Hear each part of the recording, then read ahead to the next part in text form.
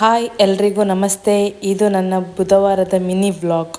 ನಾನು ನನ್ನ ಅಮ್ಮನ ಮನೇಲಿದ್ದೆ, ಹಾಗಾಗಿ ಫಿಶ್ ತರಲಿಕ್ಕೆ ಅಂತೇಳಿ ಫಿಶ್ ಮಾರ್ಕೆಟಿಗೆ ಹೋಗ್ತಾ ಇದ್ದೀನಿ. ನಾನು ನನ್ನ ಮಗ ಮತ್ತು ಅಮ್ಮ ಹೊರಟ್ವಿ.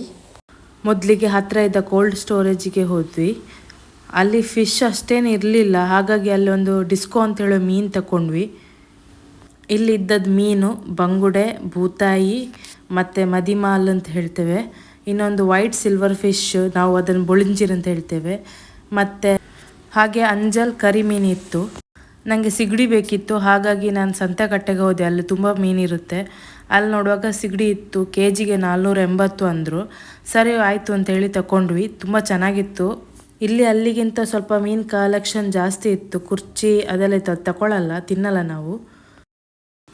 ಅಲ್ಲಿಂದ ಹೊರಟು ನಾನು ಮಗ ಎಳ್ನೀರು ಕುಡಿಯುವ ಅಂತೇಳಿ ಎಳ್ನೀರು ಕುಡಿದು ಮತ್ತೆ ಮನೆಗೆ ಬಂದ್ವಿ. ಅಮ್ಮ ಫಿಶ್ ರಿಪೇರಿ ಮಾಡ್ಲಿಕ್ಕೆ ಕೂತರು. ನಾನು ಅದಕ್ಕೆ ಮಸಾಲಕ್ಕೋಸ್ಕರ ರೆಡಿ ಮಾಡ್ತಿದ್ದೆ. ನಾವು ಇವತ್ತು 3 ಟೈಪ್ ಮೀನು ತಂದಿದ್ದೀವಿ.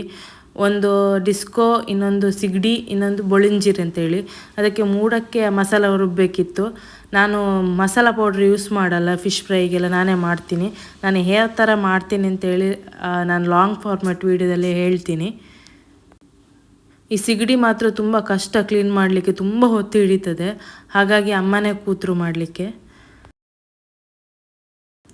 ನಮ್ಮ ಮನೇಲಿ ಇವತ್ತು ಫಿಶ್ ಇದೆ ಹಬ್ಬ. ನಾನು 2 ಟೈಪಿದು ಫಿಶ್ ಫ್ರೈ, ಒಂದು ಡಿಸ್ಕೋ ಮತ್ತೊಂದು ಸಿಲ್ವರ್ ಫಿಶ್ ಇದು ಫಿಶ್ ಫ್ರೈ ಮಾಡಿದ್ವಿ. ಆನಂತರ ಎಲ್ಲ ರೆಸಿಪಿಯನ್ನು ಸಿಗಡಿದು ಸಾರು ವಿಡಿಯೋದಲ್ಲಿ ತುಂಬ ಚೆನ್ನಾಗಿ ಬಂದಿದೆ ನೋಡಿ. ನಿಮಗೂ ಇಷ್ಟ ಆಗುತ್ತೆ, ತುಂಬ ಚೆನ್ನಾಗಿತ್ತು. ಹಾಗೆ ನನ್ನ ಚಾನಲನ್ನು ಸಬ್ಸ್ಕ್ರೈಬ್ ಆಗಿ. Thank you.